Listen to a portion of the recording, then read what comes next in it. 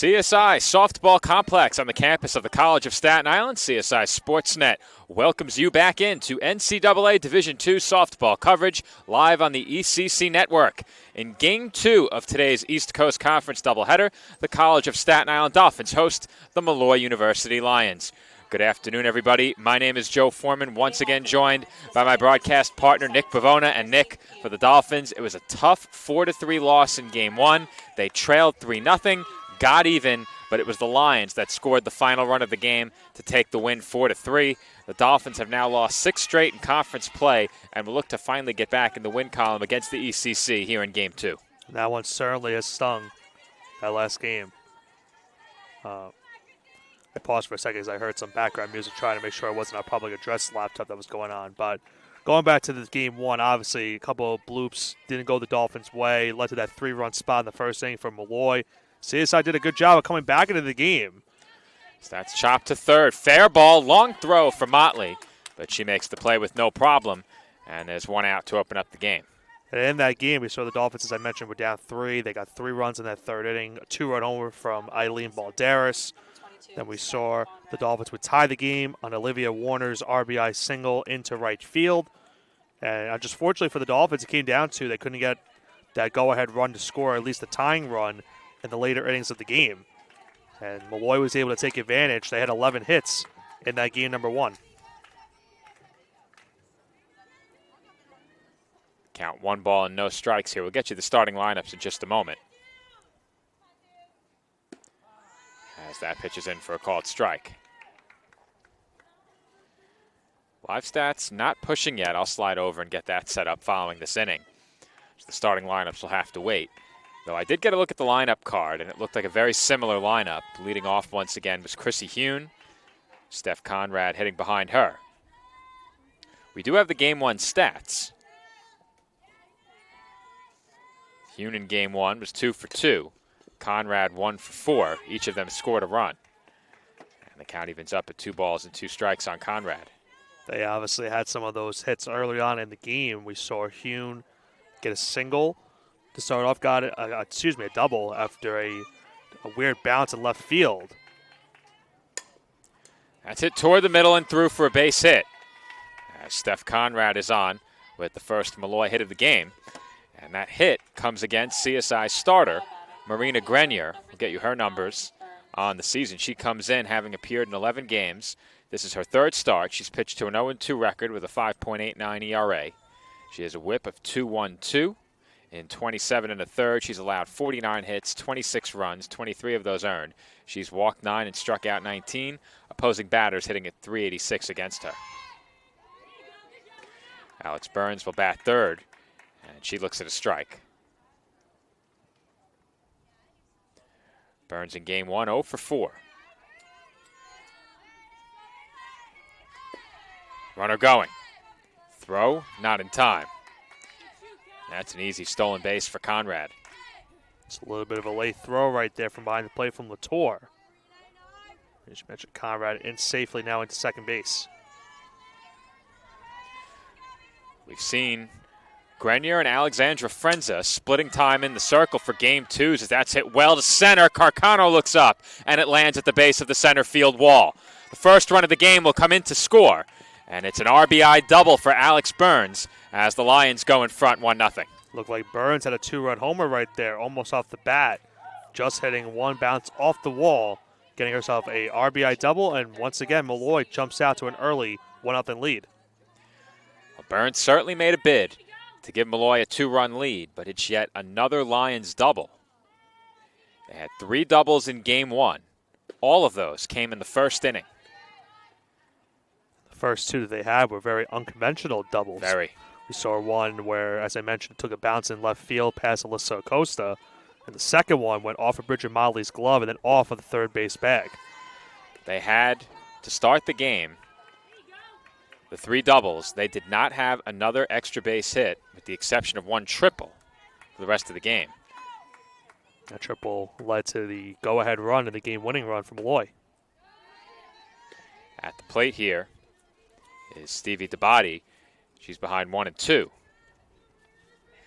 We saw in Game 1, after a couple of runs came home and the bases were loaded, Damage was limited to 3.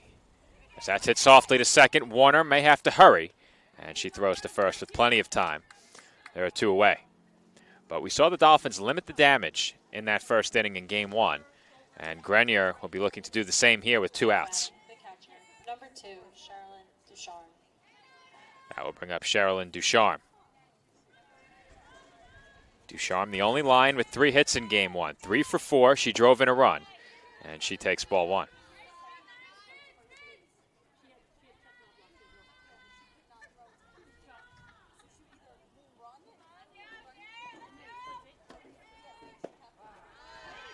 That pitch is in for a strike.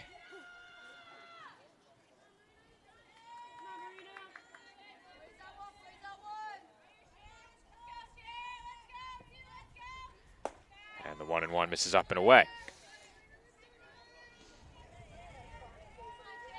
Count now 2-1 on Ducharme.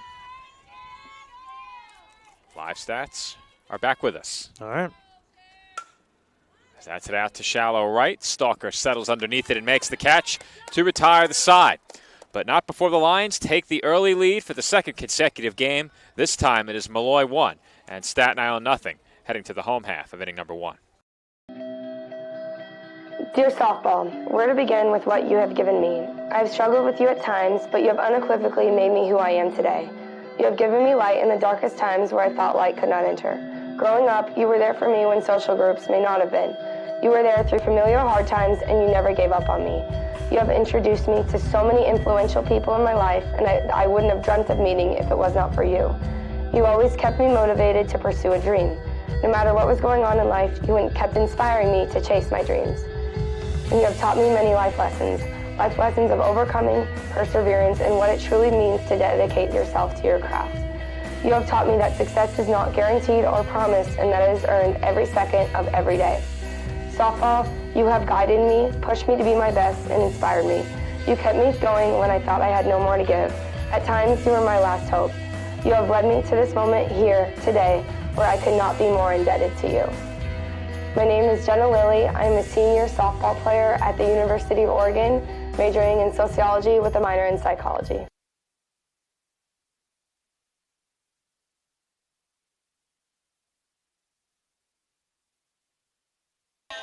We are back here at the CSI Softball Complex with a 1-0 lead for Molloy. And Eileen Balderas will lead it off for CSI. Had a home run in game number 1 that got the Dolphins back within a run at that point in time. They were able to tie the game later on in that half inning. Balderas will lead it off here with the Lions up 1-0. Stevie DeBody is the pitcher for Molloy. That one misses high for a ball, 1-0.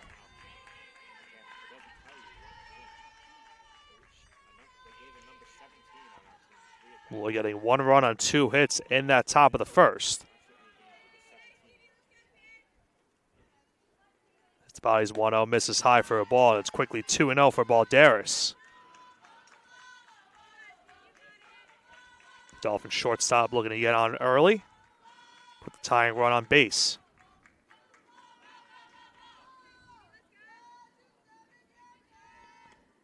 That 2-0 is hit into left field and through for a base hit. So Balderas on 2-0 gets the swing. He gets it into left field for a leadoff single. Dolphins now have the tying run on base as Amanda Stalker now comes up to the plate for CSI.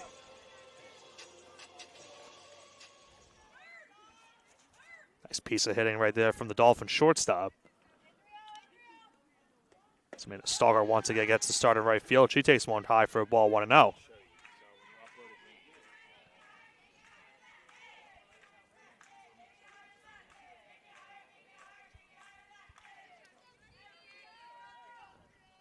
DeBody's 1-0. Off-speed pitch in the dirt. Good job by Ducharme behind the plate to block that one, but quickly for the second straight batter, DeBody is down to count 2-0. See if Stalker swings here on 2-0 like Balderas did. And she does not. She takes that one high for ball 3. So DeBody early on is in jeopardy of putting the tying run now in scoring position, as Stalker now has a 3-0 count. See if they give her the green light on something here.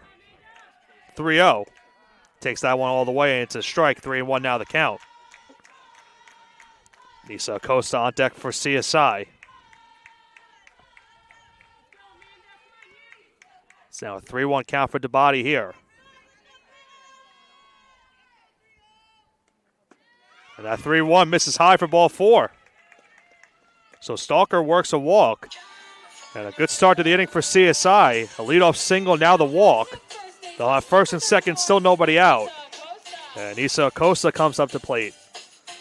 Was robbed of a potential game-tying RBI hit in game number 1.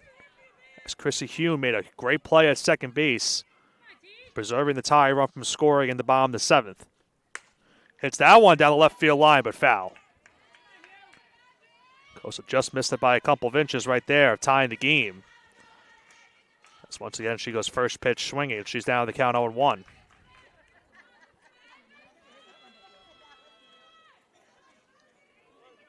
Dolphins trying to split the doubleheader here today, get their 4th conference win of the season. As Molloy got their 4th conference win in game number 1. The off-speed pitch misses high for ball 1. Count evens at 1.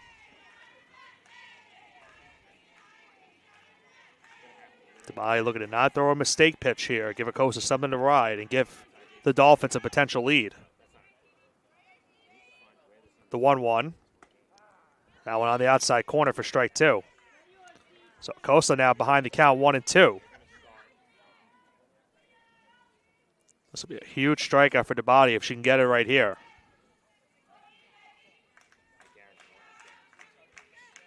Here comes our 1-2. Off-speed pitch in the dirt. Again, another good stop behind the plate from Ducharme. The count now evens at 2.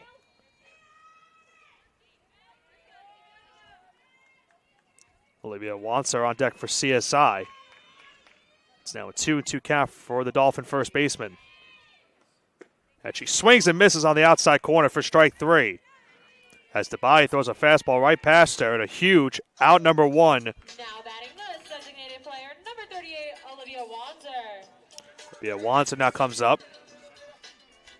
Wanser scored the game-tying run in game number 1 in the 3rd inning. Had 2 hits in that game as well. As she hits that one toward the Dolphin dugout foul. 0-1 now the count.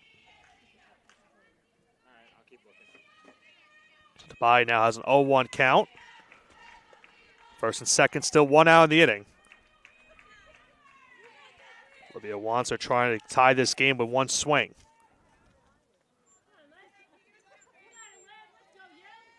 That's the 0-1. Hit up the middle. Off the glove and through for the base hit. Valderas will score with ease as Olivia Wanser will tie the game, Joe Foreman, and we are all knotted up at 1. Impeccable timing. I sit down in my seat just in time for a game-tying base hit by Olivia Wanser. And Nick, what a job she has done driving in runs for this Dolphins team. Time and time again, Wanser comes through with runners on base. And opposing teams just haven't had an answer for her in those situations. And there's a lot to be said for a hitter who can come to the plate and deliver in the clutch so consistently. And, Joe, we're going to have an early pitching change here from Molloy. That is all for Stevie Dabati there. Natalie Musa will come on and take over in the circle with 1 out and 2 on base here in the home half of the 1st inning. Dolphins falling behind in the 1st inning once again, wasting no time getting even. And now with a base hit, CSI can take the lead. And that one, we saw that previous hit from Wanser. Chrissy Hume tried to make another great defensive play. I mentioned in game 1, she had that great play at second base to preserve the game-tying run from scoring and give Molloy the win. That one went right off of her glove and into center field, giving the Dolphins now a tie game. So the issue I was attending to, Nick. Might have another issue. I'm not sure. Steph, do you need him? All right. You are being called upon at stats once again. Which means I get to duck under the camera. Joe, you're good. You're good. You do not see him at all. So Bridget Molly comes up now. First and second. Natalie Musa now the new pitcher for Molloy. Sal misses for a ball, 1-0. So Molloy making some good defensive plays in game one. Made a nice diving catch down the third base line. Will deliver the go-ahead run for CSI as that one misses high for ball 2. And Musa quickly is now behind the count 2-0.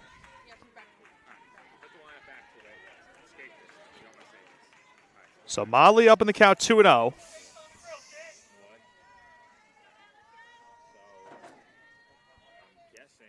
So that one's in there for a strike now, 2-1 the count.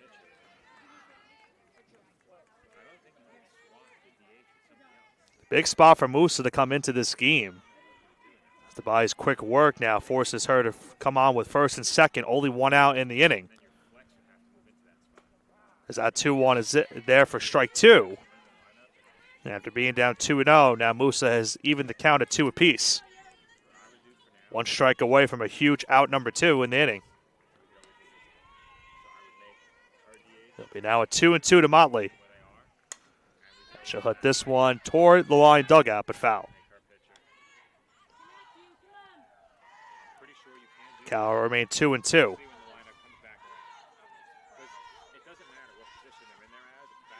So we'll do it again here. 2-2 the count. One out in the inning for Motley. Now one just misses on the outside for ball 3. So Cal now full 3-2. Let's see, maybe the Dolphins get a little bit of a running head start on this next upcoming pitch. As Joe Foreman has rejoined me now. 3-2 count for Motley here, Joe. And the payoff pitch is on the inside corner for a called strike 3. Motley was not happy with the call, as she was saying that she had to move out of the way to avoid being hit by that last pitch. That's a huge out number 2 for Musa, getting that strikeout coming out of relief. It'll be up to Alyssa Acosta now with 2 outs. That's a big-time pitch from Natalie Musa. And the reason I was called over, Nick, was because the original starting pitcher, Stevie Dabati, was in the cleanup spot in the order as the pitcher. Musa was the designated player. So I would think that in that situation, you would forfeit the DP, but I'm not sure. I don't think you can just swap one player from a position in the field over to designated player. It would be like forfeiting your designated hitter in baseball. I think you forfeit the player in that spot. Now, that would also force that particular player out of the game, wouldn't it? Because you can re-enter in softball, so they could re-enter her somewhere else, but they didn't, did they? No. No. So we'll see. What we did the position swap. We just swapped DH and pitcher in the position slot and kept the 2 of them in the same spot in the order. I'm fairly certain you can't do that, as that's chopped to the circle, and Musa will throw out Alyssa Acosta at first for the final out in the first inning. So the Dolphins get even for the second straight game. CSI answers, this time with a run in the bottom half of the first. We head to the second, even at 1.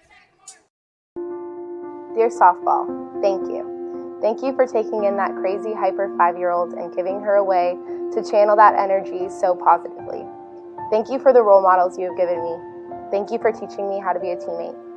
Thank you for teaching me how to deal with failure. Thank you for all of my friends. Thank you for giving me an opportunity to go to a university like the University of Florida and get my degree while playing this incredible sport. Thank you for the bond you have created between me and my family.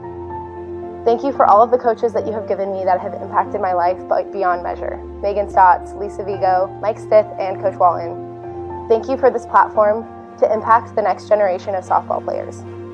Thank you for giving Florida softball a way to honor pediatric cancer every time we step on the field with our yellow flowers.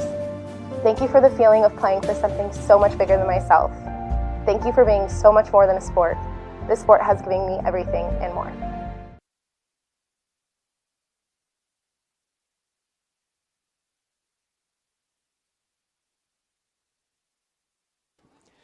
And we're back from the CSI softball complex with the score even at 1.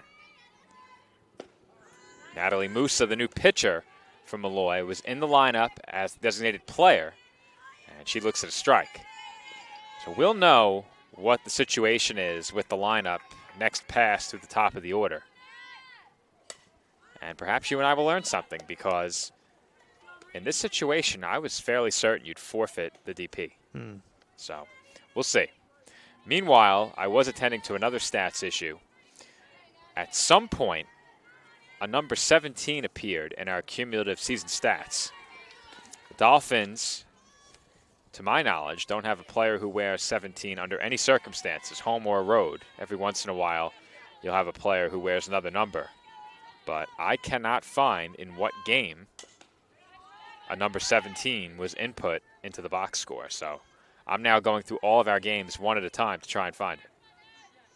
Got to do some dig deeping to find that box score and find the number. Some dig deeping? Yeah. Deep digging. Whatever. You know what I was getting at. I did. Had to vent my frustration somewhere. So I was your first choice. You're the closest. You were caught in the crossfire when it came to the Phillies? Yep. I didn't even say anything about it. That one's dunked into shallow right, and Stalker could not hold on as she made an attempted sliding catch in foul territory. Still can't find the elusive number 17, Nick. How many games have you seen so far? Every game that we haven't scored since Florida, so it looks like it may be a game that we scored. Don't see how that's possible. Count now evens at 2-2 here.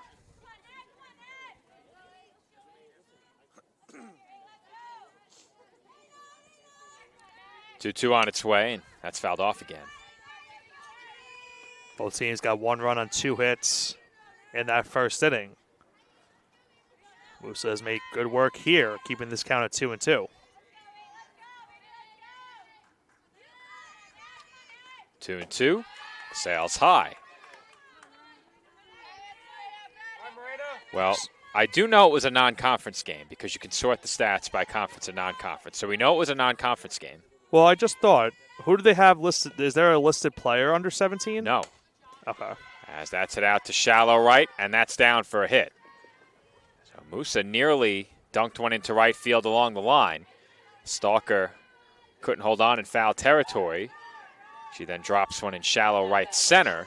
And once again, the Lions have a leadoff base runner for May Savage. I asked that because if you could have just clicked on the game on the player and then obviously clicked the game log to see maybe when that game was. You know you have a mistake on stats when a player's name is not a clickable link. As that's popped up just beyond the infield, and that is a fair ball as it rolls foul behind the first base bag. And another pop fly weak hit single. We've seen so many of those today on both sides. And this one falls behind Acosta at first base. And I was going to mention a couple of those have been to hit the first. And the Lions took advantage of a lot of those bloop singles in game 1. And they are in danger of doing so once again here in game number 2. So Musa with a bloop single, Savage with a bloop single. And the Lions now have 2 base runners on here in the second. Already 4 hits in the game.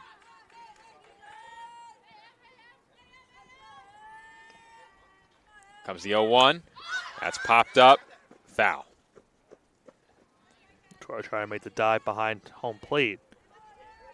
But to no avail. Now the count is 1-2. Or excuse me, 0-2. Emily McGurk trying to lay down that bunt. The bunt likely off now with 2 strikes.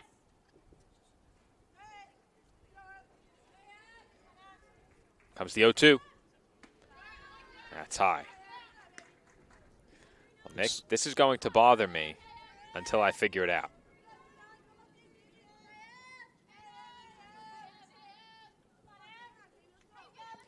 Comes the 1-2. That's fouled away again.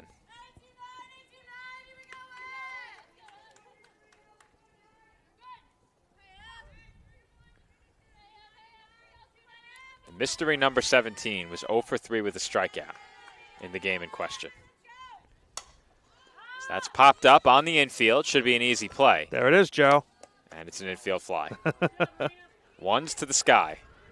Though Roman Reigns isn't the champion anymore. Much to my dismay. I was going to say, it's a weird time to be saying that. It's been 3.5 years.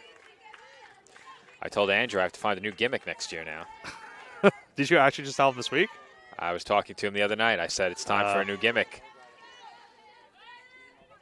Given the other gimmick you wanted to use, he also lost this week. Who was that? Gunther. Oh, yeah, that gimmick works too. Yeah, Our crew's gotten a bit smaller. that's true. We needed a larger stable. Count 0-2 here.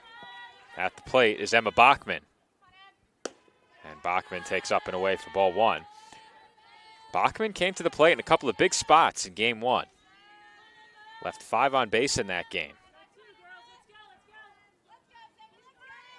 Comes the 1-2. That's chopped to third. Motley makes the play and throws out Bachman for out number 2. Both runners advance. And the Lions now have 2 in scoring position with 2 outs for Chrissy Hune. Number 17, Chrissy Hune. Chris Hune's had a couple of bloop hits so far in this doubleheader. And that's hit toward the middle and through for a base hit. 1 run in to score. Throw to the plate, into the runner, not in time. And that will allow Hune to move up to second. It's a 2 RBI single for Chrissy Hune. And Molloy is back in front, 3-1. Chrissy Hune's had herself a nice day here at the softball complex. I mentioned game 1, had a couple of big hits, also had a stolen base as well. Now she gets a big 2-run single and advances second on the throw. Gives her team now a 3-1 lead. And I don't know if you captured a replay, Nick, but that play at the plate was pretty close. I got it. The throw into the runner gave the Dolphins what appeared to be an outside chance, as that's off the glove of Motley. And Balderas quickly gets on top of it to make sure Hune can't think about scoring. See how they score that one. I think it was a bit wide of Motley, so may have to replay that one as well, Nick. Now, trying to think, Joe, they have an error up on the board. Was that before that last at bat? It's a good question. Because what was the error if that's the case? I think they gave an error on that last ball. Do you have a replay of it? I just got it now, yeah. Yeah, let's take a look. I can't see it, so Nick, you walk the viewers through it. Okay. So let's see. Goes off the glove of Motley. It's tough because it was a hard hit ball, but I guess you can make the case to give it an error on that one. As Alexandra Frenza is now going to be the new Dolphin pitcher. She'll enter the circle for the Dolphins now trailing 3-1, but I guess you can make the case for both of that. I mean, obviously the last time I called the game, that was when we had another hit error situation. So we have a lot of time here, Nick. Right. As the Dolphins have made a pitching change, Alexandra Frenza will come in. That's You could tough. slow it down. Now coming into pitch for your I may have to bring it up on my computer. I'm still trying to find the mystery number 17, so. Because Molly puts the glove down, I guess you give it an error. You don't sound too confident. I'm not sure because you could really score that either way. That's why I'm not All right, 100% so certain. once I've gone through every game on our schedule, I'll go and take a look at that replay. But I'm already in the midst of trying to figure out what player this is that is in our stats. And I'm having no luck. So Frenza has finished her warm-up. First batter that she will face is Alex Burns. Burns in this game 1 for 1 with a run batted in. Runners on the corners, 2 outs. The Lions lead the Dolphins 3-1. That misses for ball 1. And it's a big spot for Frenza too, obviously, with the Dolphins trailing 3-1. Just 1 out away from getting out of this inning and keeping it a 2-run game. A dangerous hitter in Burns, who's made some home run bids here today. All right, our statistician says it's a hit. And a hit it is. So that error might have to come off the board. And I was very perplexed for a second. Burns showed bunt on that previous pitch. Well, that was just to give the runner a chance to go. Dolphins indifferent there. Didn't want to allow the runner to potentially score from third. But the count has run to 2-0. And that misses high. So the original starting pitcher, Stevie DeBody, is on deck. So apparently you can switch your DP with another position. So is that going to cause another stat issue then? No, that's how we input it. Okay. I wasn't sure you could do it, but I said we'll just do it for now, and we'll adjust if things change. So no change required. As Burns thought she had ball 4, took a step toward first base, was called back, and count's now full following that last foul ball. First base obviously open in this scenario with second and third and 2 outs. Friends are looking to get that punch out to keep it a 3-1 game. And that is ripped foul.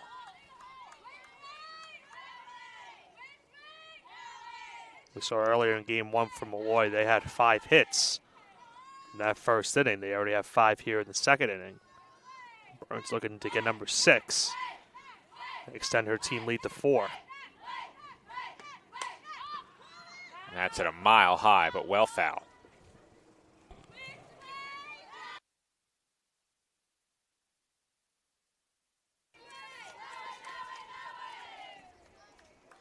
Count remains full, 3 balls and 2 strikes.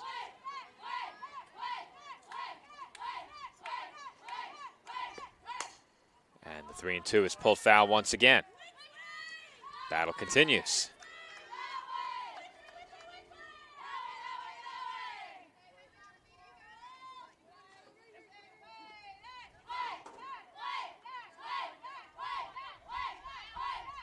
Another 3-2.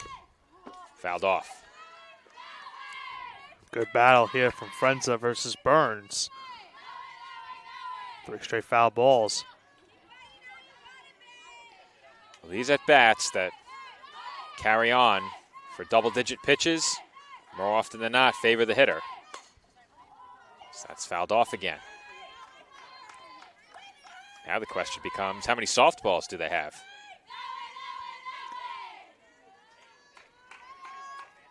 Considering all those foul balls were hit down the third base line, hopefully they have a good amount. Count still 3-2. 2 in scoring position, 2 outs for Molloy. And that is chopped to third, foul ball. Dolphins thought that was a fair ball. It's close. We don't have a great angle. I can't see the line, so I'm of no help.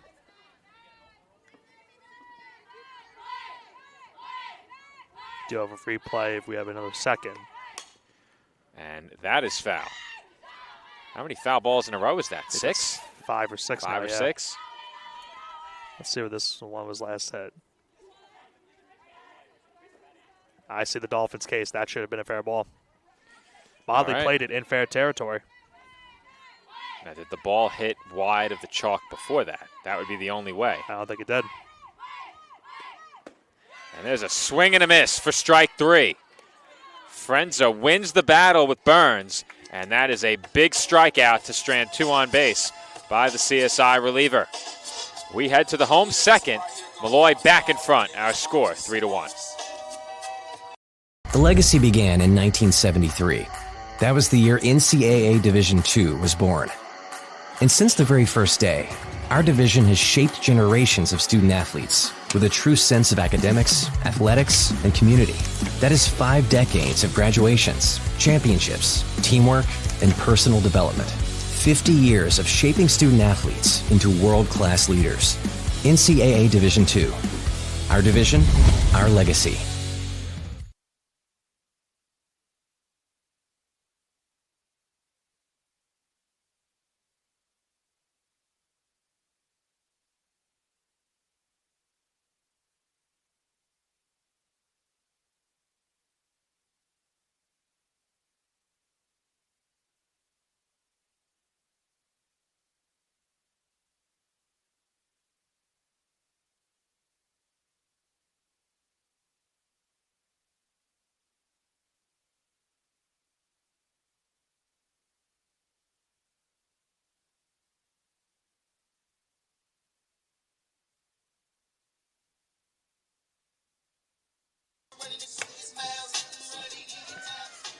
That ball's hit sharply to short as they played straight through the walk-up music, Nick.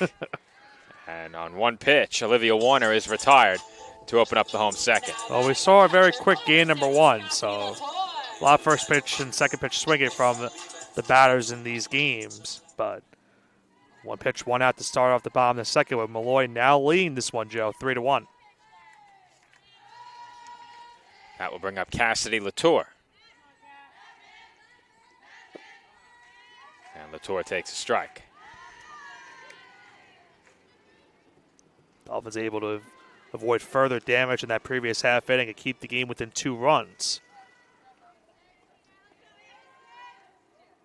0-1, popped up. In front of the circle, called for by McGurk, who makes the catch. And there are quickly 2 outs. Now batting the center fielder, number 3, Mira Cachano. I mean, it looks like also that play at third base for Molloy, it looks like it's officially gone down as an error on the play. But I'm sure someone will give us a further, clarification of if it's a hit or not. You know what? I'll take a look at it right now. And I will make the final decision. That's what I'm here for. Okay. Molloy on that play was playing in, and I think that's also what could have. We should have a good look at it. Right. We did.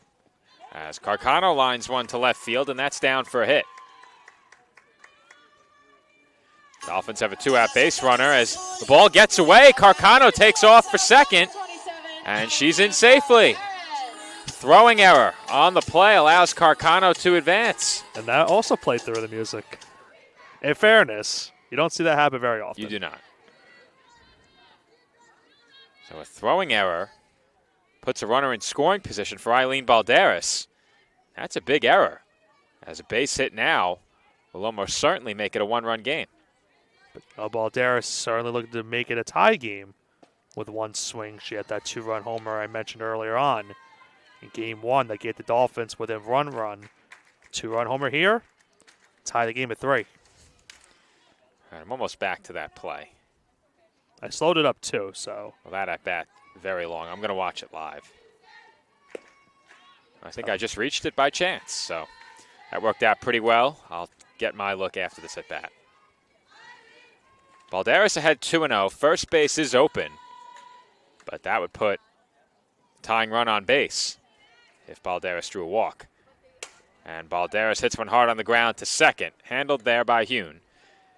And Balderas is thrown out to retire the side. So, Nick, we'll stay right here. I'm getting my first look at that play. All right, that's the foul territory play. That was before. Well, that's the last replay we have. That's not the error.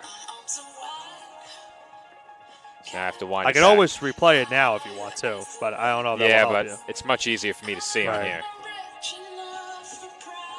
I mean, the count was 3-2 for about 5 minutes. It's still 3-2. I'm winding back a minute at a time. That was a very long at bat. Very, very.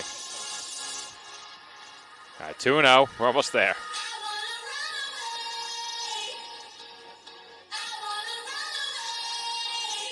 All right. I just saw the slow motion look. I think you're about to play it.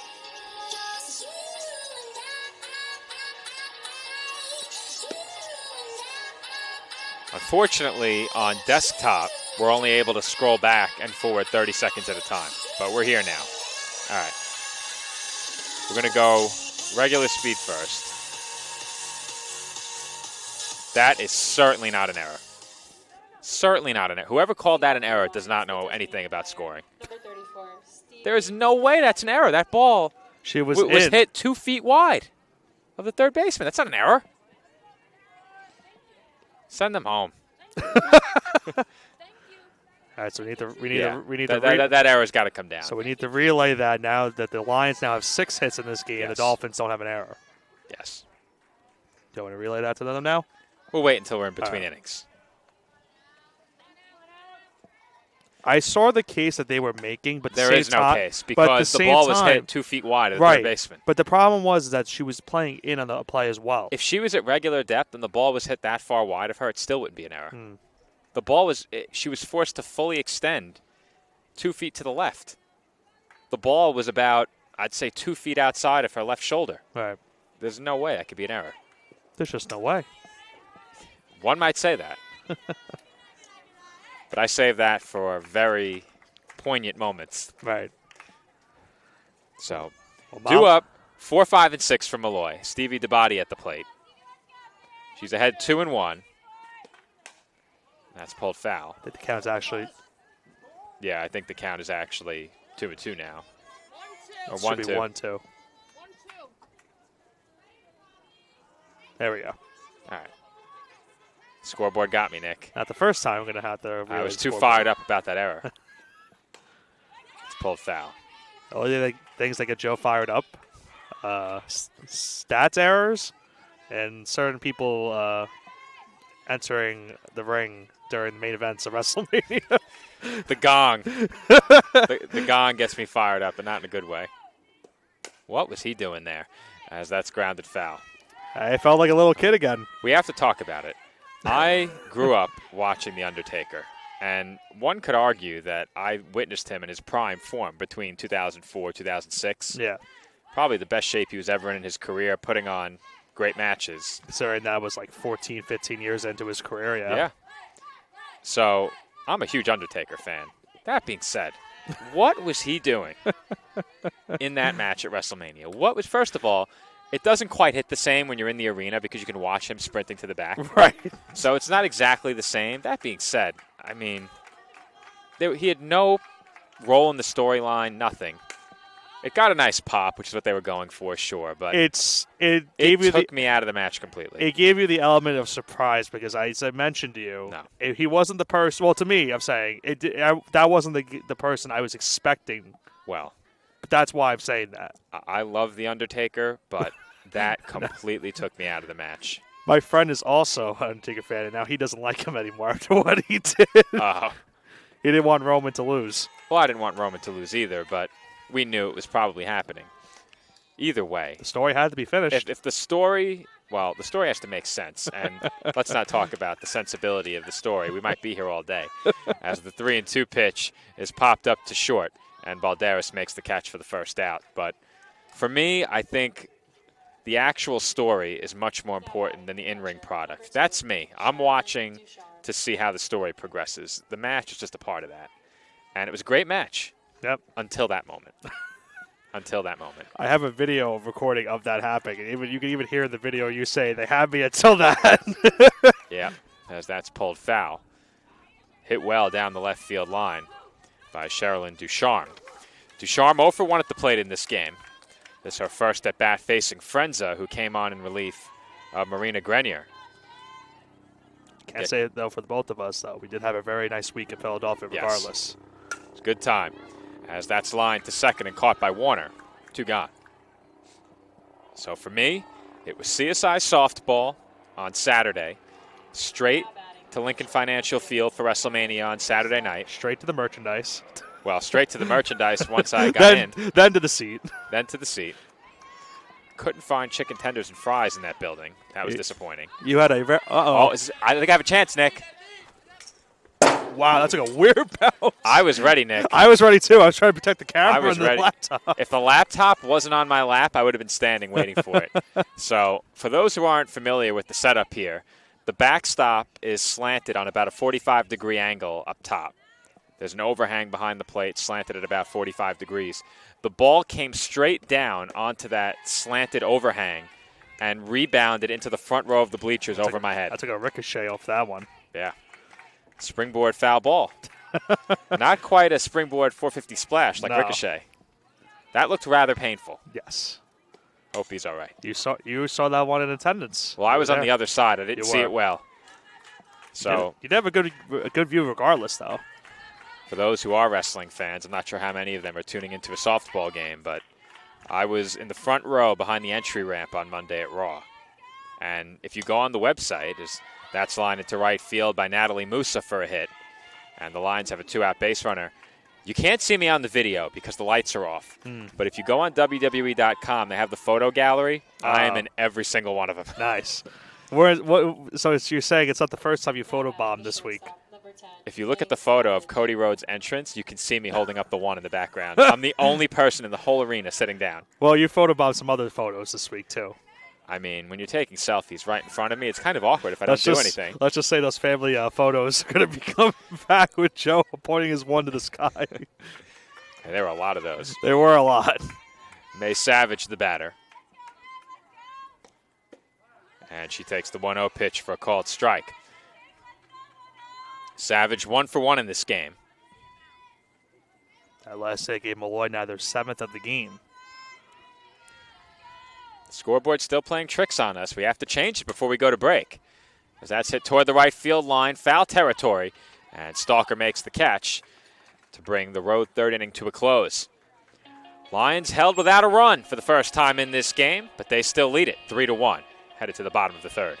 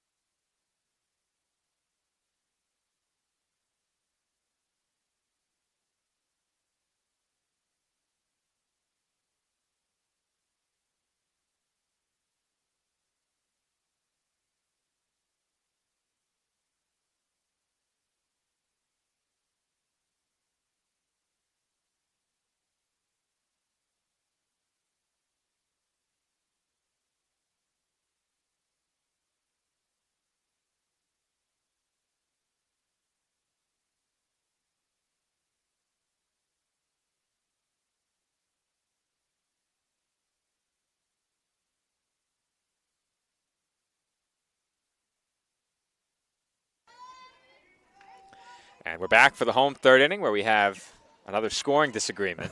A very heated You're argument. going to have to bring the replay back up, Nick. Okay. Find it.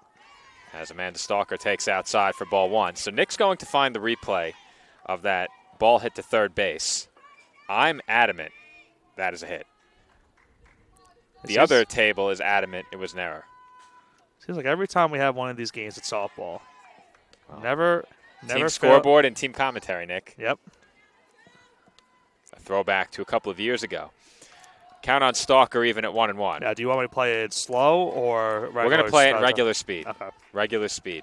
Now, the question that we have, and it's very simple. Does Motley, as I'm still paying attention to the at-bat here, we'll wait until this at-bat's over. Count 1 and 2 on Stalker. I'll bring it up right after. And she takes outside. The question is, did Motley stumble at third because the ball was well wide of where she was positioned, or was she trying to make a play on it? That's the question. If she stumbled because she stumbled, perhaps you could give it an error. I still probably won't. As Stalker takes ball 3 and the count is full.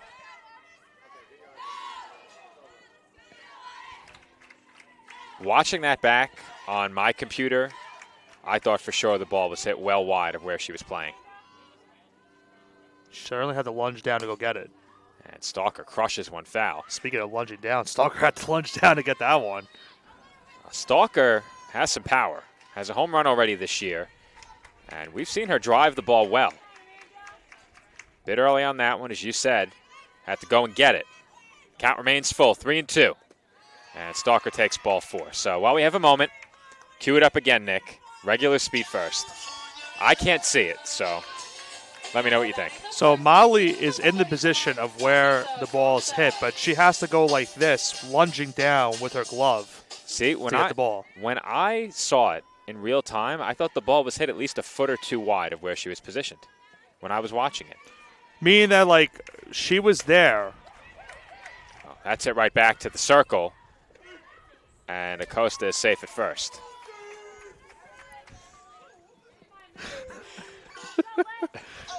The crowd loving the safe call. The Fanatics love the audible call at second. That was a good one, I must say. I almost had to mute my mic. Feels good to be back here at CSI. Just wait until we get to break. I'm going to have a blast with this one. As that's it out toward right center field, that will find the gap for a base hit. Acosta will go first to third. And it's a single for Olivia Wanzer. She's now 2 for 2. And the Dolphins have runners at the corners with just one out. And they now have the tying run at first base. Go-ahead runner now at the plate, and Bridget Motley, who has been the center of attention those last couple of minutes with that play at third base defensively, but now has an opportunity right here. You're really going to make me go back into the stream on my computer and watch it again.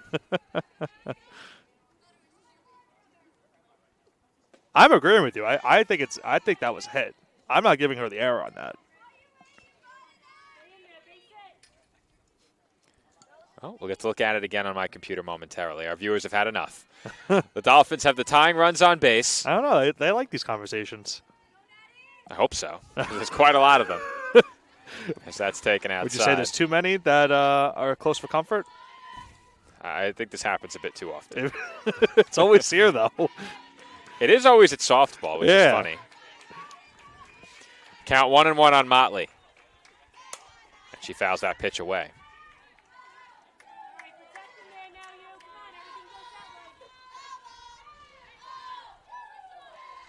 Count 1-2 now on Motley.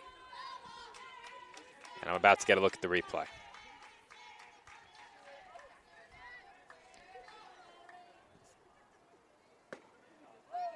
I must say, Nick, in slow motion, I felt like I had a better look at it as the count on Motley evens at 2.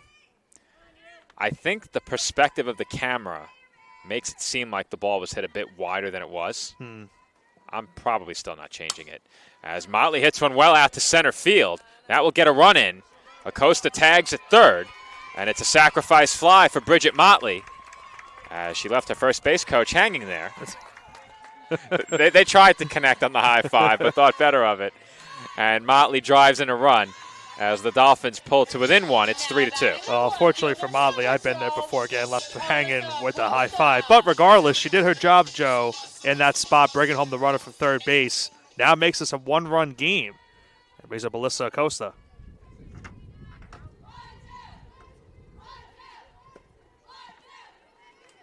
That pitch to Alyssa Acosta taken out of the zone for ball one.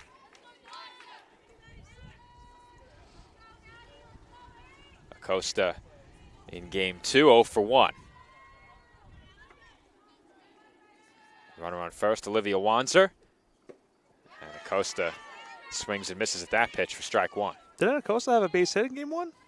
She did here in game 2. Oh, She's game 2. 1. Okay, I didn't hear that part. Yeah.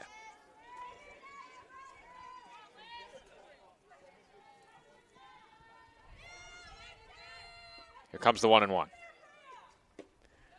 And the off-speed pitch is swung on and missed again. Acosta's been out in front of that pitch a couple of times in this at-bat. Will Musa consider going to it a third time? Comes the 1-2. That's chopped to second. Hune has it, and the throw to first is in time to retire the side. But not before the Dolphins pulled to within a run. Our score, Molloy 3, Staten Island 2. The Aesthetics Med Spa and Wellness Center. Our approach to beauty and wellness begins with a holistic plan tailored to the unique needs of our patients. When we consult with patients, we let them tell us what their problem is. We don't tell them what the issue is. We find out what they're looking for, and we discuss, and then we give them options. If you're looking to achieve radiant skin, you've come to the right place. We offer hydrofacials, microneedling, Opus Plasma, peels, facial and laser treatments, laser hair removal, body sculpting, fat freezing, hormone replacement therapy, Botox, IV drip therapy, and more. We are open Monday through Saturday and are located at 720 Forest Avenue, Staten Island, New York, 10310. We hope to see you soon. Visit our website at www.chiaesthetics.com for more information.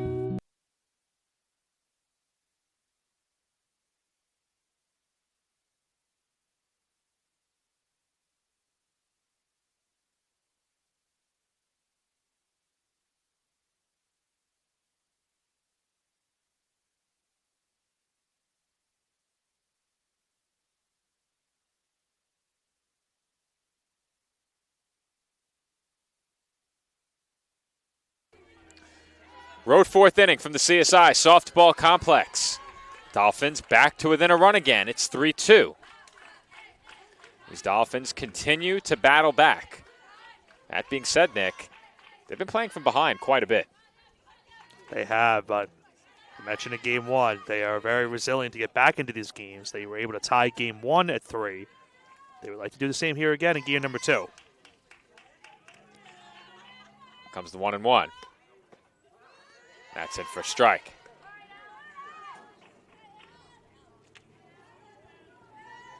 Count 1 ball and 2 strikes.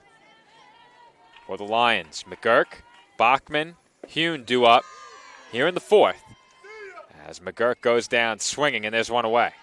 Nice start to the inning for Frenza right there with the strikeout.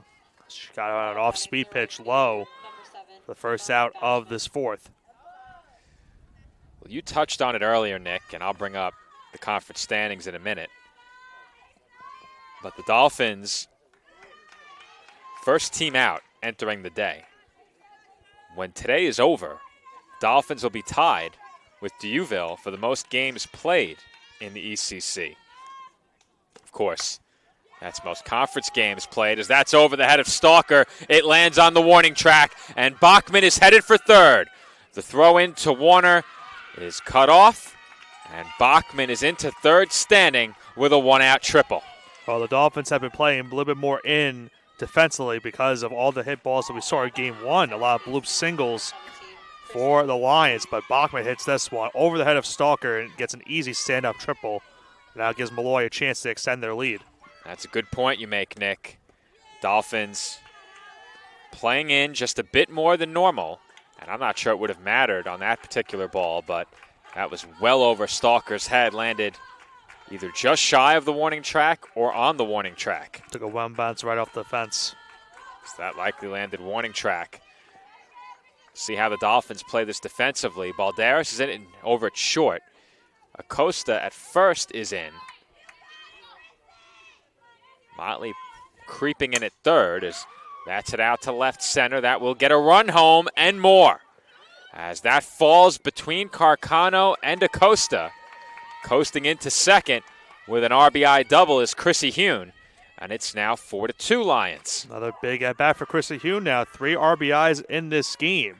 As she gets an extra base hit, an RBI double. And it's now a 4-2 lead. Molloy gets that run back. That will bring up Steph Conrad. Conrad 2 for 2 at the plate. Hune ahead of her is 2 for 3 with that last RBI hit. And Conrad fouls the first pitch back to fall behind 0-1. But as I was saying, Nick, entering the day, the Dolphins would have been the first team out of the playoffs. However, as that's bounced past the circle, Warner there waiting, and she throws out Conrad for out number 2. The team in 6th right now, that is Deauville. They have also played 10 conference games through today.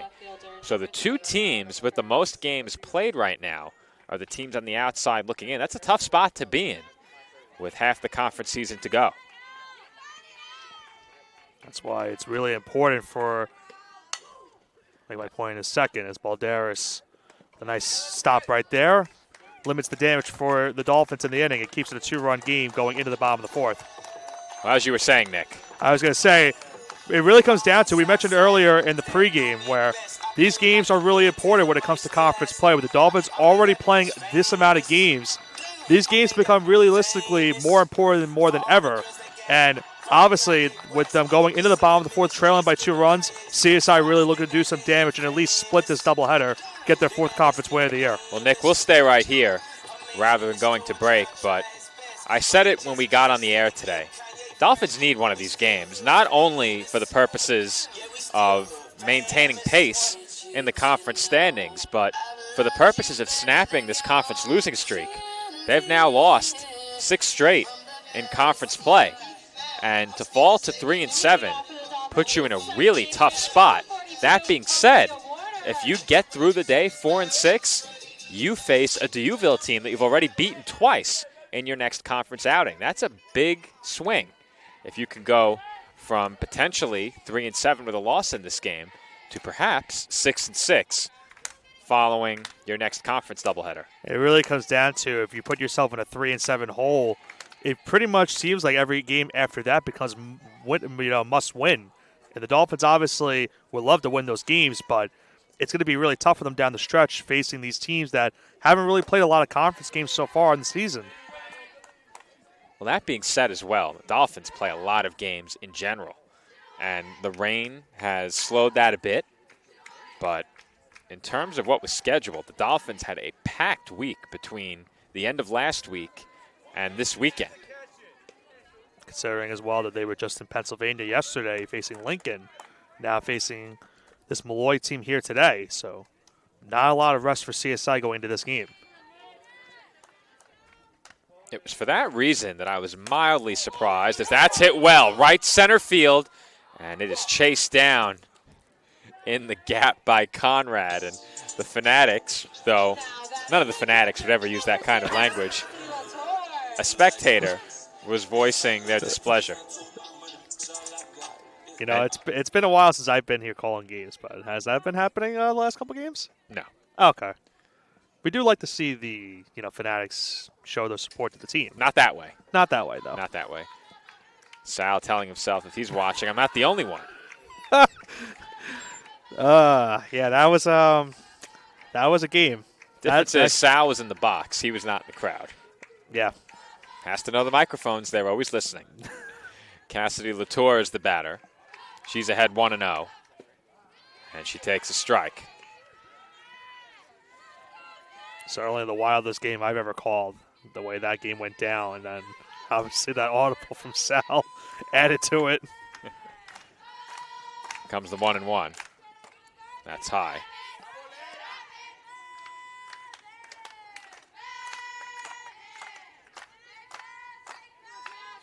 The Fanatics now getting involved with the chance from the dugout. 2-1 on its way. That's popped up on the infield, and Hune has it for the second out. I just can't remember it all. What am I doing? Now batting the center fielder, number 3, Mariah Carcano. That will bring up Mariah Carcano. All right, try to extend the inning here for CSI as at the top of the order on deck. 2 outs here in the fourth. And that's hit toward the middle and through for a base hit. And Carcano, with 2 hits in the game, gives the Dolphins a 2-out base runner. And she will now give the Dolphin top of the order the opportunity to extend this inning. And once again for Balderas, she will come up as the game-tying run with 1 swing. But obviously, they'll just try at least extend the inning in some sort of fashion. Well, the Dolphins would love it if Balderas could make it a 2-home-run day. First pitch on its way. That's down and away for ball 1. I remember how Balderas got that home run, too. She got the count full 3-2 and forced the pitch right down the middle that she was able to connect on and hit it into left field for a no-doubter. So if she can work the count here, she might have another chance. Comes the 1-0. That's high for ball 2. Behind Balderas, Amanda Stalker stands on deck. She's walked twice. Behind her, Acosta and Wanzer. Comes the 2-0. And Balderas got jammed a bit as that is caught on the run in center field by Conrad to retire the side. Dolphins strand a runner on base, and their deficit remains 2. Our score headed to the 5th, 4-2 Molloy. Kettle Black on Staten Island, a top 5 wing joint in America by Food and Wine magazine. Serving daily lunch and dinner at the bar or on the floor. Perfect for family and group parties with top shelf drink and delicious food. From great times with good friends. Live sports and watch parties. To Staten Island's hottest nightlife. The Kettle Black features live music and DJs weekly. The Kettle Black features daily and nightly food and drink specials. The best Staten Island has to offer is at the Kettle Black. We'll see you there at the Kettle Black, located on 415 Forest Avenue, Staten Island.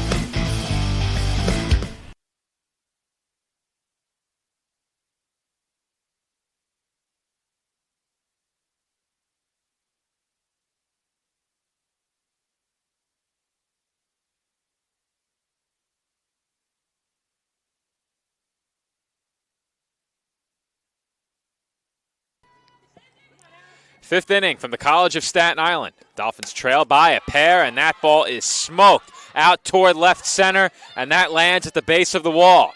Stevie DeBody headed for second, and she is in standing with a leadoff double. You were saying that the Lions were leading by a pair. It was almost by 3 on that one. DeBody gave a good right into left center field, and now gives Molloy an early runner in scoring position.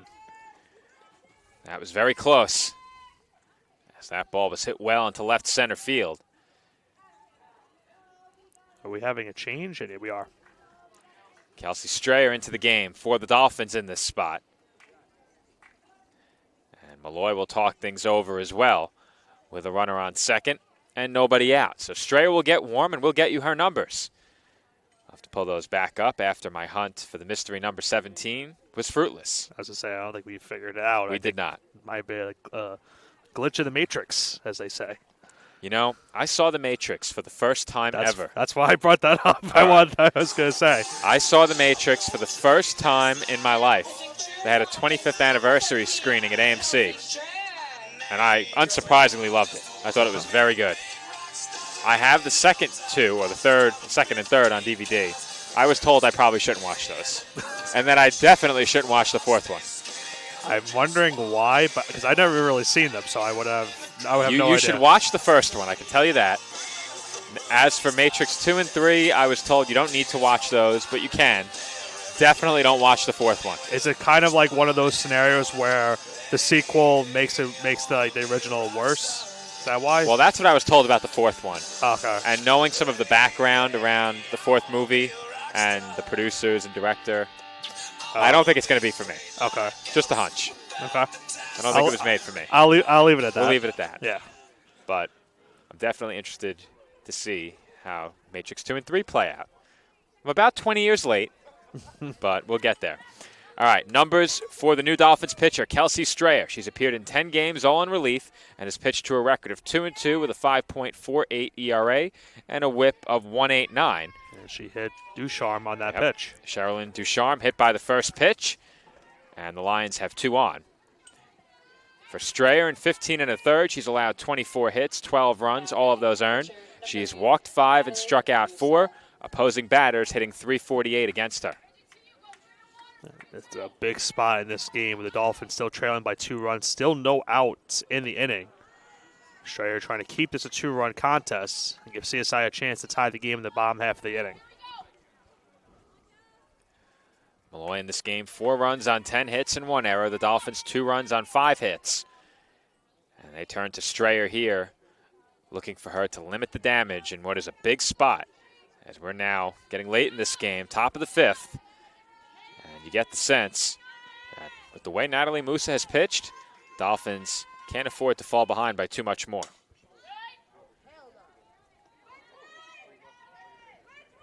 That pitch fouled away, and the count goes to 1-2.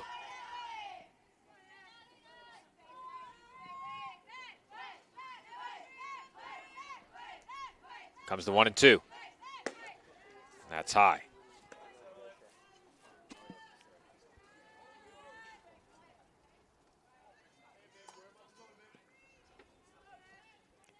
Two and 2 pitch on its way. That's popped up. Once again to shallow right. And I'm not sure Stalker could have called for that any more emphatically. Job well done in right field. And there's 1 away. Well, Tracy wanted that, so she's okay with it. Listen, when it comes down to those plays, you have to make sure you're very emphatic enough to make sure that someone hears you saying, I got it. Because if you don't, then not only will you make a mistake in the field, you're going to make a mistake in the dugout with your coach not happy about it. And that gets through the left side for a base hit. And the bases are loaded with 1 out as Motley couldn't make that diving stop. She's made more than one nice play today.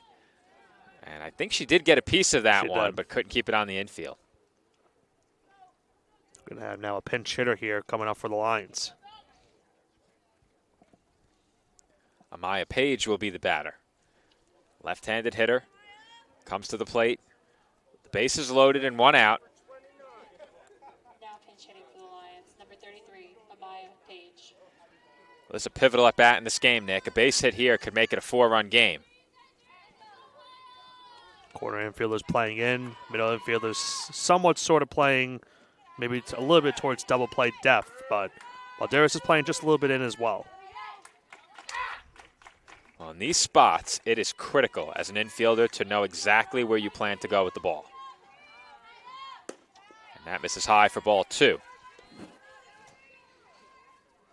If you're a corner infielder here, even if you're a middle infielder, and the ball gets to you hit, hard enough where you have a thought of double play, in your head, before the ball is put in play, do you decide you're going home to cut down a run in this spot? I think if you're a corner infielder, you have to go home. Well, corner for sure. Middle infield. Middle infield-wise, you could try to get that play at second base, but you also want to preserve the run. But with 3-0 here, they might get it.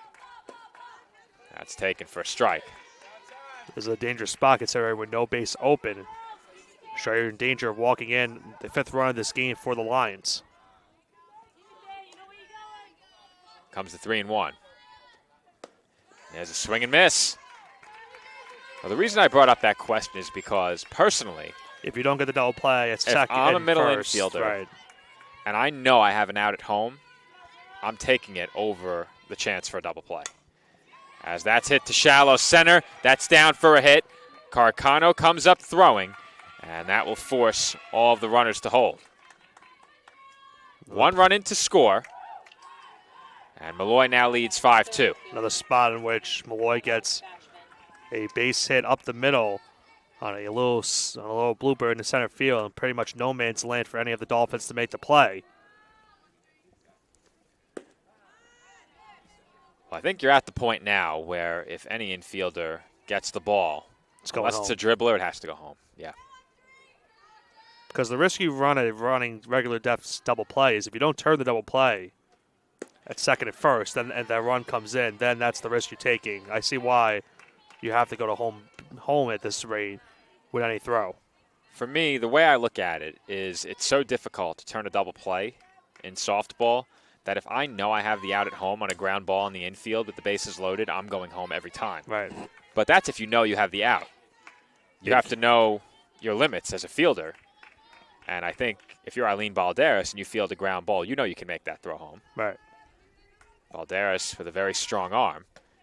I don't think Motley would have any problem throwing home, though I think the corner infielders, more often than not, are going home with the ball regardless. Right.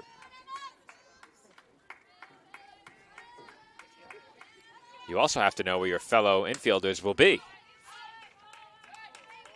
When the infield's playing in, things get a bit tricky. And if you're Eileen Balderas and Olivia Warner's playing in next to you, she has to get to second base. So sometimes the better play might be to go home, unless you can take it to second yourself. So a lot of things to consider. 2-2's fouled away again. And the battle between Strayer and Emma Bachman continues. Bachman had that triple her last time up over the head of Amanda Stalker in right field. Sometimes I take for granted as that off-speed pitch is hit to short, and Balderas goes to first. No chance to make the throw at home by the time she hit fielded too the ball. slowly. That was a well-placed dribbler to the left side. Not only was it hit pretty slowly, it forced Balderas to close in toward the circle. And it's now 6-2. It's one where you can't make the play at second base either because the runner's already halfway there. So you have to just make the decision to go to first. There's nothing you can do there. But this should get the Dolphins out of the inning, and it will. As Balderas throws out Chrissy Hune at first to retire the side. But not before Molloy adds 2 more to their lead. They lead the Dolphins 6-2. Hobra, a taco joint, Staten Island, where we're proud to have shared our family-first spirit with people from throughout New York City and the world. With indoor dining available both at the bar and on the floor. Or step outside for additional seating and an outdoor bar. Serving beer that's crisp, ice cold, and worthy of a day at the beach. Cocktails that explode with flavor.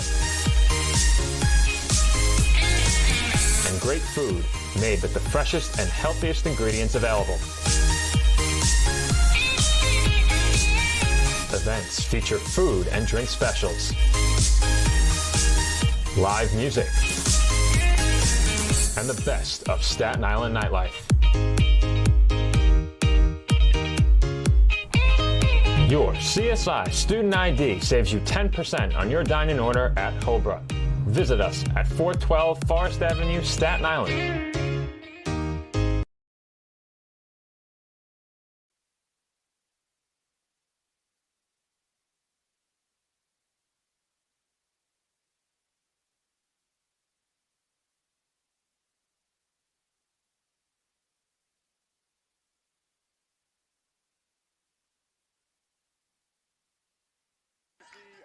Back here for the home fifth here at the CSI softball complex. Score 6-2 now. Lions lead this one. They were able to add 2 more runs in that previous half inning. My broadcast partner Joe Foreman was trying to make sure that we had all the substitutions correct for this half inning. And he is ready to go now here for the bottom of the fifth. But now the Dolphins trailing 6-2. Well, I've been on the move all day, Nick. Slowed down a bit by that full Domino's pizza I ate in between games. Haven't had one of those in a long time. Amanda Stalker, the batter. She's behind 0-1. Dolphins now trailing by 4. I think I could tell you when the last time you did have one. When was that? Called a football game, and we had it delivered to the. That wasn't the last time. That wasn't the last I've time? had one since. Okay. I believe it was the day of one of my personal clients had a call game. That's it out to shallow center. And Conrad comes in to make the catch. So we did have some changes in the field from Molloy, and I think it was a reshuffling of the players that were already in the game. So we'll get a look here at the defensive alignment. Ducharme behind the plate, the body at first, Hune at second, Savage at short, Hand at third, Burns in left, Conrad in center, Bachman in right, Musa remains in the circle. The power of live stats, Nick. Do not underestimate it. Oh, you know me, I don't underestimate it, even though sometimes when I call baseball by myself, I'm unfortunately of the mercy at hand. So the situation over at baseball is a weird one. In the past, we've had wired internet in both rooms in the press box. I'm not sure what has changed in the room where we do the scoreboard and PA from, but we no longer have any wired internet connectivity there. The Wi-Fi no longer works at all up in the box. So we've been without baseball live stats for several games already. I felt the last time we had it was at the Fairy Hawks. We've had it a couple of times. Yeah. I know that as long as we don't have 2 events at once, we're good. Counts 3-0, not 2-1. And that's ball 4. And they found out now as Acosta goes to first base. No wonder they can't tell a hit from an error. They can't catch. They can't make a decision on scoring, and now that. It's been a bad day. It's been a tough one. But the Dolphins have a 1-out base runner. And that will bring up Olivia Wanzer. Wanzer already 2 for 2 in this game. You kind of get the sense that this is now or never for the Dolphins to get back into this game. With them trailing by 4, they are now down to their final 8 outs in this one. Well, we said it during Game 1, and the Dolphins are in a very similar situation here in Game 2, as Wanzer fouls the 1-0 pitch back. But in Game 1, the Dolphins had pretty much the same set of hitters due up in innings 5, 6, and 7. They had the top of the order in 5, the middle of the order in 6, and then the bottom of the order due up in 7. In the 6th, the Dolphins got a few base runners and gave the top of the order a chance in the 7th. As Wanzer fouls back another, and by doing so, they gave Anissa Acosta a chance with the tying run on base, and she hit a rocket that was snagged by Chrissy Hune at second to end the game. And Nick, I think if that got over her glove, the game is tied. I don't think they were going to have Caffel at the plate, but you never really know. That ball was hooking toward right field. There was a chance. Count even at 2 now.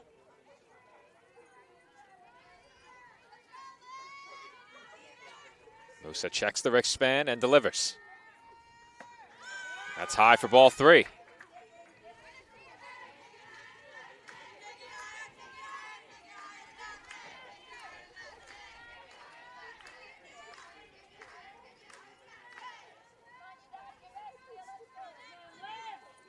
Comes the 3-2. And that's in for a called strike 3. Big pitch there by Musa. And Wanzer goes down looking for the second out. Tough out right there for CSI. Good pitch from Musa to get that strikeout. Get 2 outs of the inning, and a huge difference from a walk to the second out now with that previous pitch. So it brings out Molloy. That was a big pitch. 2 away in the inning for Bridget Motley. Motley is 0 for 1, and she takes ball 1.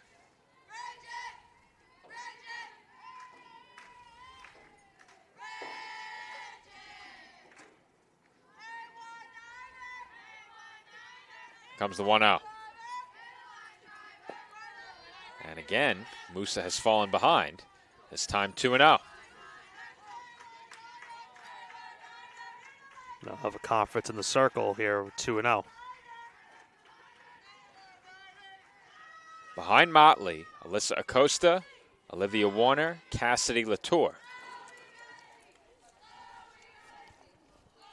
Dolphins, as I said during game 1, like to make sure that the middle of that lineup gets a chance in the 7th inning, preferably within a run or 2.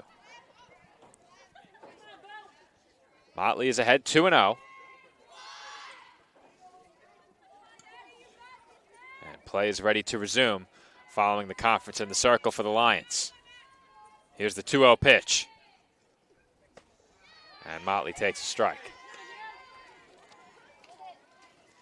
Dolphins have 5 hits in this game.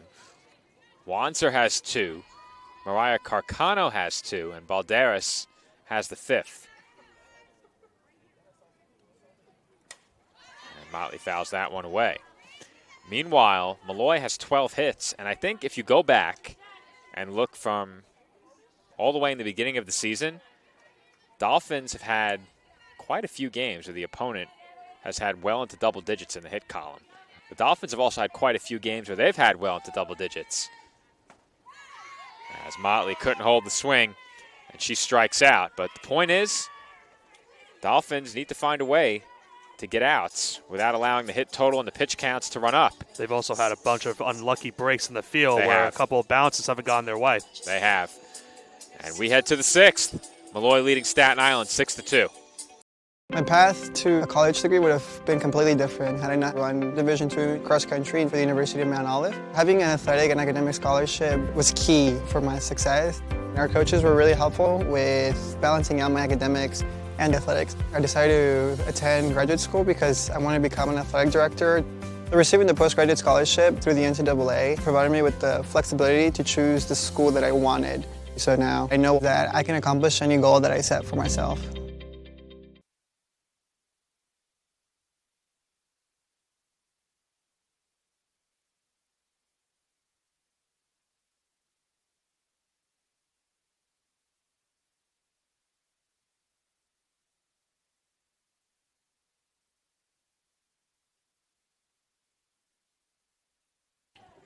Sixth inning from the CSI softball complex where the Dolphins trail 6-2.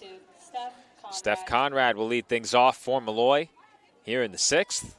Conrad is 2 for 3. Coming into the inning, as I mentioned, Molloy with 12 hits. They have 4 players with 2 hits in this game. As Conrad takes a strike.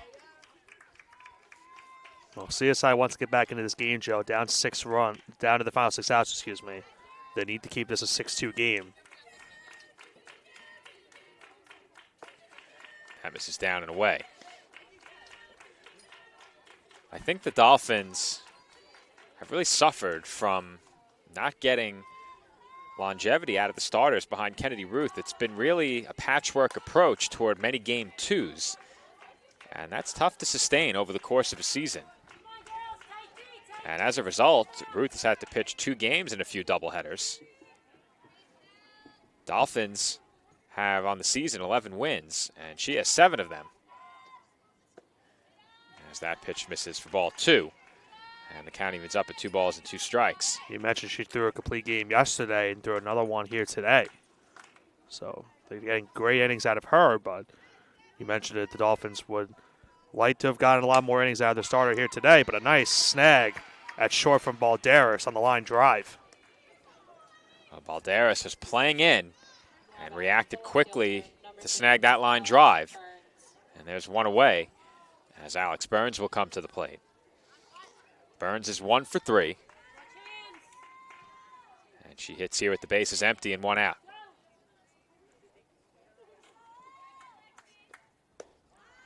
And the first pitch from Strayer is in for a strike.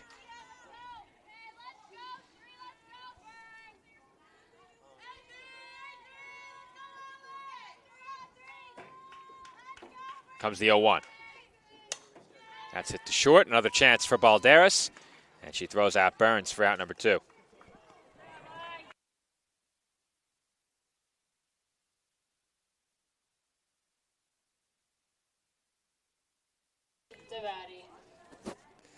That will bring up Stevie Dabati. Dabati 1 for 3.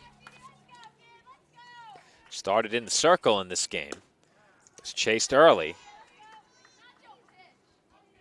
And she's behind in the count here, 0-1. Since then, Natalie Musa has come in relief and has pitched the rest of the way, and she's done a fantastic job, only allowing 3 hits. And that 1 run the Dolphins scored way back in the 3rd inning.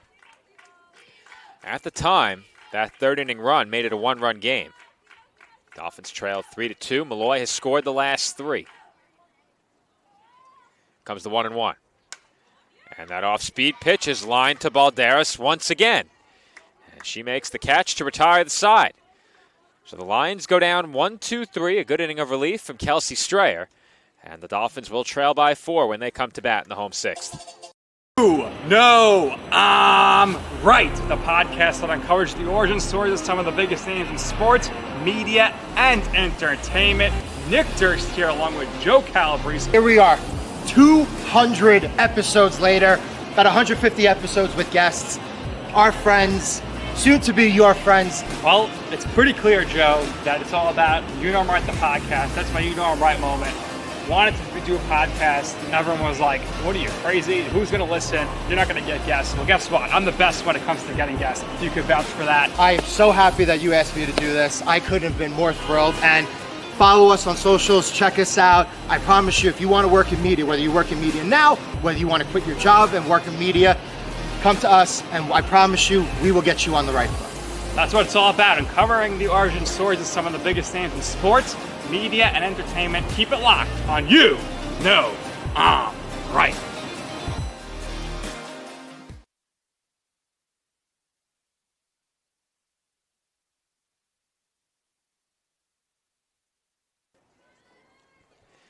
And we're back here on CSI Sportsnet. Dolphins down to their final 6 outs, trailing by 4. And that is hit and played in 1 hop over at second by Hune. And very quickly, Alyssa Acosta is retired on 1 pitch. Down to the final 5 outs after that first pitch out. Olivia Warner now comes up to the plate. 1 out here in the 6th. We've seen quite a few at-bats like that in this game. In both games, honestly. Yeah. And Warner takes outside for ball 1.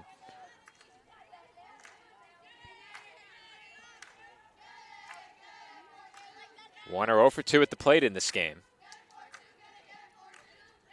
Of the 9 players in the game right now, excluding the pitcher, but of the 9 players in from Molloy, though the pitcher is batting, so Hand over at third is not batting. The 9 players batting from Molloy, 8 have hits. Dolphins have gotten all of their hits from 3 players, and spots 5 through 8 in the order are hitless. I think we have to mute that during innings.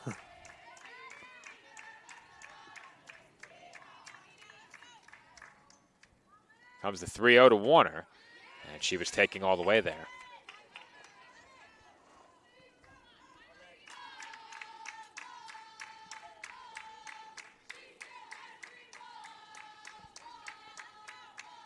Here comes the 3-1. That's fouled away.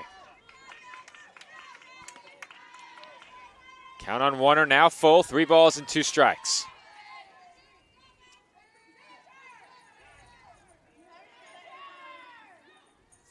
If you're Musa here up 4 runs, you have to attack. Here comes the 3-2. And she misses with ball 4. Well, Dolphins certainly hoping that one-out walk can provide some kind of spark for them here. Cassidy Latour comes up now. Dolphins getting a little bit closer to getting back to the top of the order.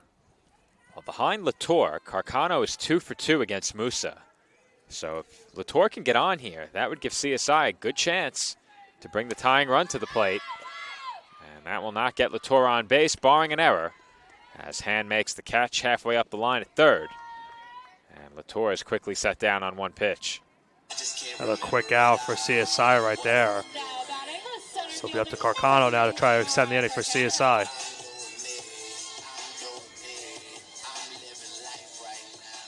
Mariah Carcano at the plate. She's 2 for 2, as I just mentioned.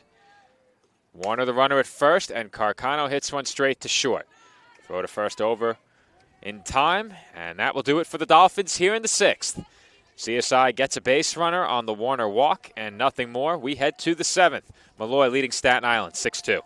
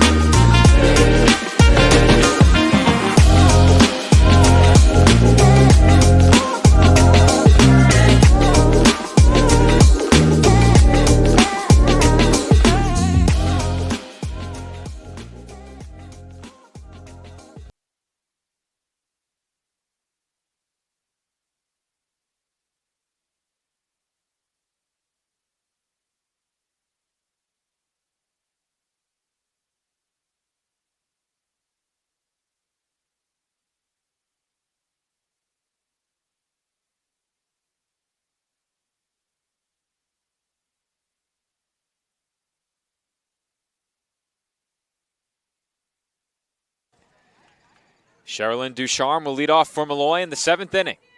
Her team leading by 4 and looking for some insurance against Kelsey Strayer.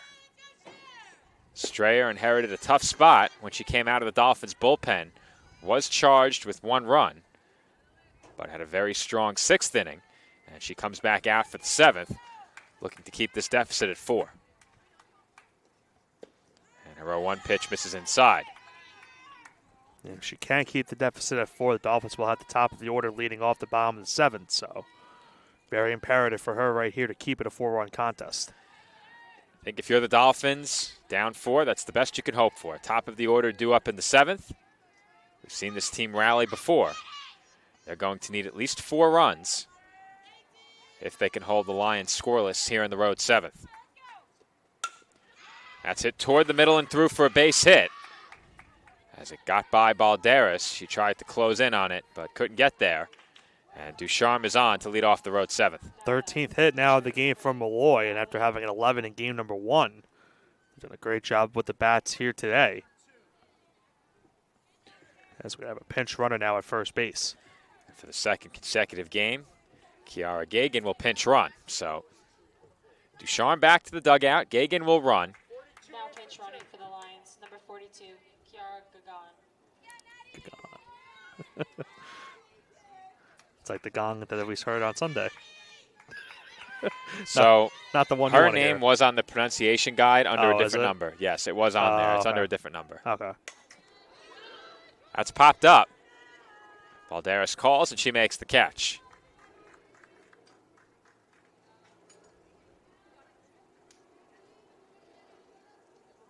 Now batting the shortstop, number 10, May Savage. That will bring up May Savage. Savage is 2 for 3.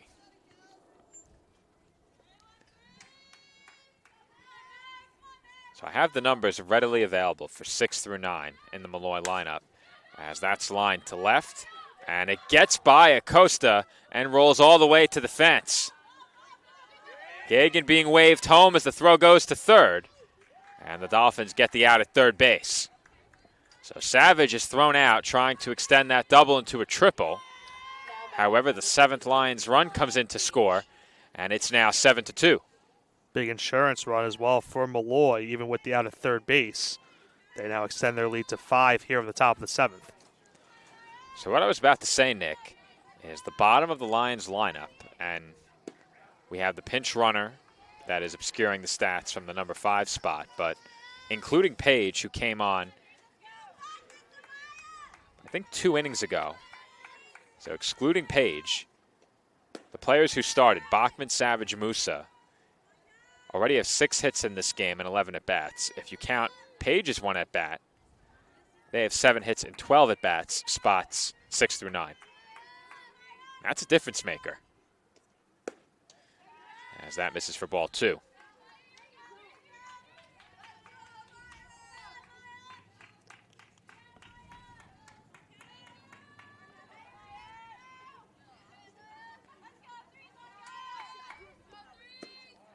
That's in for a strike. Now, as for us, Nick, this is our last conference doubleheader for quite a while. I think the only team that the Dolphins have left to play here is Mercy.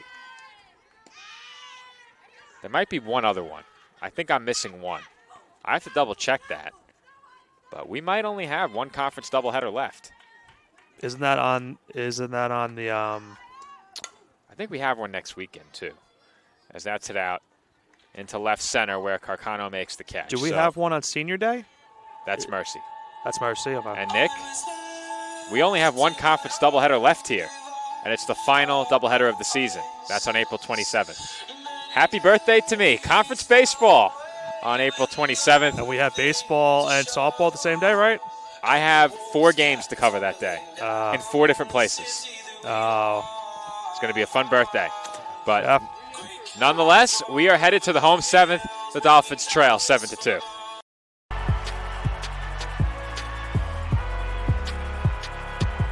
Number 32, Kyle Hornsby. Inside the 30. Touchdown. Michaela burns it. An incredible finish by Hall. The NCAA and its member schools offer nearly 500,000 college athletes a path to go pro in something other than sports. Learn more at ncaa.org.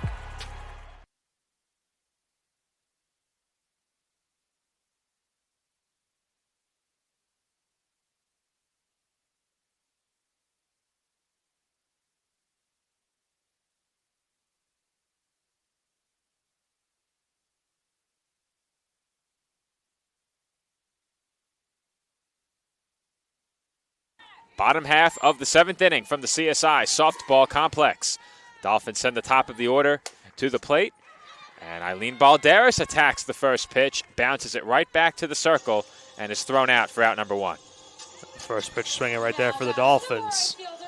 Quick out number 1 for Musa here in the 7th, as they are now 2 outs away from their 5th conference win of the season. And Nick, the Dolphins have gotten more aggressive as this game has gone on. There were some key at-bats in this game. Wow. Not much you can do about that one. Another aggressive first pitch swing, this time by Amanda Stalker, and she lines it right back to Musa for the second out. There's nothing you can do on that one. Nope. Right up the middle, and Musa was quick on that reaction after throwing the pitch to make the catch. Dolphins now down to their final out. Early in this game, there were several key at-bats that came down to full counts. One of them was an Olivia Wanzer at-bat. Another one was a Bridget Motley at-bat. But throughout this game, we've seen at-bats that were taken the distance. Full counts in Game 1, the Balderas at-bat, which resulted in a home run. So a lot of big at-bats have seen the Dolphins run the count full and push Molloy pitching to the limit. Later in this game, they have been jumping all over pitches early in the at-bats and haven't had anything to show for it. It gets to that point where you're trailing by a certain amount of runs. You want to make a quick impact to get back into the game, but sometimes when you do that, you give the advantage to the pitcher to getting a quick out into the field, and that's unfortunately for the Dolphins. That's been the case here in Game 2. Behind 0-2, Acosta takes high for ball 1. Nisa Acosta 0 for 2 in this game. Dolphins still sitting on 5 hits. Wanzer with 2, Carcano with 2, and Balderas with 1. That's taken outside. That's also something we've seen quite often in CSI's doubleheaders. Offensively, the game 1s have typically been much better than the game 2s. So yesterday as well. It's taken up and in. Not exactly sure what the reason for that would be. I'd have to put the numbers up to be certain, but it just feels that way. And that's been the case today. The Dolphins had 8 hits in game 1 today, and Acosta gives them hit number 6 here. That one just cleared the glove of the leaping shortstop. Savage gave it a good try, and if Acosta had hit the ball at that elevation last game, Dolphins may have tied the score in the 7th. Absolutely. So, see if Wanzer can extend the game here with 2 outs and now Acosta on first. Wanzer 2 for 3. And she grounds one toward the middle and through for another Dolphins hit. CSI now has 2 on with 2 outs in the 7th. And Bridget Motley will be the batter. Moment of the conference at the circle here from Molloy. So Motley will come to the plate looking for her first hit of the game. She's 0 for 2. Olivia Wanzer is now 3 for 4. And once again, she's put together 2 very strong games at the plate. Had a huge game 1 yesterday. And in her first season with the Dolphins, she has made a major impact offensively. Kind of similar to what we saw from Anissa Acosta a couple years ago, where the impact was right off the bat for her offensively. And we've seen that from Wanzer this season as well. And now with another 3-hit performance here today, keeps the Dolphins alive for now. Still 2 outs in the inning, and now Bridget Motley up to the plate. Every year for the last 3, the Dolphins have added 1 or more extremely high-impact players that are near the top of the conference offensively. As Bridget Motley takes a strike. Forgot to mention Balderas was the same way last year. Yep. And for Balderas, she got off to a much better start than she finished the season. However, this year, she's been red hot from the beginning. As Balderas, or I should say Motley, with the half swing there, fouls it back. But Balderas, through today, may still end up hitting over the 400 mark when the day is done. Though this game 1 for 4 may have dipped her just below. Dolphins down to their final strike. Motley behind 0-2. Musa delivers, and that's outside. If Motley can get on, Alyssa Acosta would be next. And if Olivia Warner comes to the plate, it would be as the tying run. Comes the 1-2. And Motley couldn't hold up as she offered that pitch out of the zone for strike 3. And Molloy has come into the CSI softball complex and swept a doubleheader from the Dolphins as the Lions improve to 5-1 against the ECC. The Dolphins drop to 3-7. Another tough one for CSI. Obviously, game 1 being more of the heartbreaker, where it looked like they were just a couple of inches away from tying the game. An extra base hit from Anissa Acosta. Chrissy Hugh made a great play at second base to preserve that from happening. And then here in game number 2, Dolphins got back to within a run, made it 3-2. But a great job by Natalie Musa. Came out of relief, kept it a 1-run game the rest of the way, and gives her team now, as you mentioned, their 5th conference win of the season for CSI, Joe. Now you go to 3-7 in conference play. It's going to be a little bit before they go back into conference play, but they really need to pick up some wins down the stretch of the season. Well, Nick, the Dolphins next face Deauville in conference play. That doubleheader takes place this weekend. The Dolphins are almost at a point where they need to win both games because they have played 10 conference games. That's half their conference schedule. That is now tied with Deauville for the most conference games played in the ECC this year. And if the Dolphins are going to keep pace with the teams ahead of them, in all likelihood, they're going to need both of those games. So Dolphins hope to take care of business against the Saints for the 2nd time this year. As for us, we will not see the Dolphins play another conference game here at the softball complex until their season finale. And looking ahead to that game, that could very well set up a scenario where a team that sweeps both games sweeps their way into the playoffs. Right. It's early, but right now Mercy is 4 and the Dolphins are 5. If that holds going into that final doubleheader, it could be a very interesting end to the season. There's still a lot of weeks to go in this regular season as well, but that very well could be the case for softball. So they still have a little bit of a ways to go. Obviously, you have to go into today's contest and, try to bounce back from that when they play Dewville on Saturday. But you mentioned it, really big, important games now coming up with the Saints on Saturday. The Dolphins team hopefully can get those 2 wins and get themselves right back into conference play. As for us here on CSI Sportsnet, this may be our final softball coverage for a week. In fact, it is. We are not back here until next Wednesday, April 17th, when the Dolphins are scheduled to play Pace University. As for our coverage overall here on Sportsnet, we do have baseball scheduled for Friday.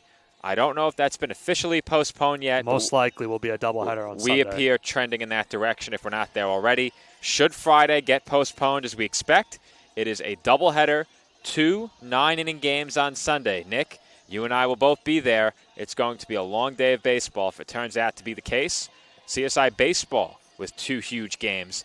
They will open their series with Queens on Saturday. Should those games on Friday, or the game on Friday, get rained out, the Saturday double expected to remain as scheduled on that particular day. So we will have games 3 and 4 of that 4-game conference season or series for you here on CSI Sportsnet on Sunday. But until then, this has been Joe Foreman, and for my broadcast partner Nick Bavona and all of us here at the College of Staten Island, thank you for watching. Our final score here in Game 2, Molloy 7, Staten Island 2. Molloy takes Game 1 by a final score of 4-3 to earn a sweep of this East Coast Conference doubleheader. Everyone, enjoy the rest of your Wednesday. We'll see you back here on Sportsnet this weekend.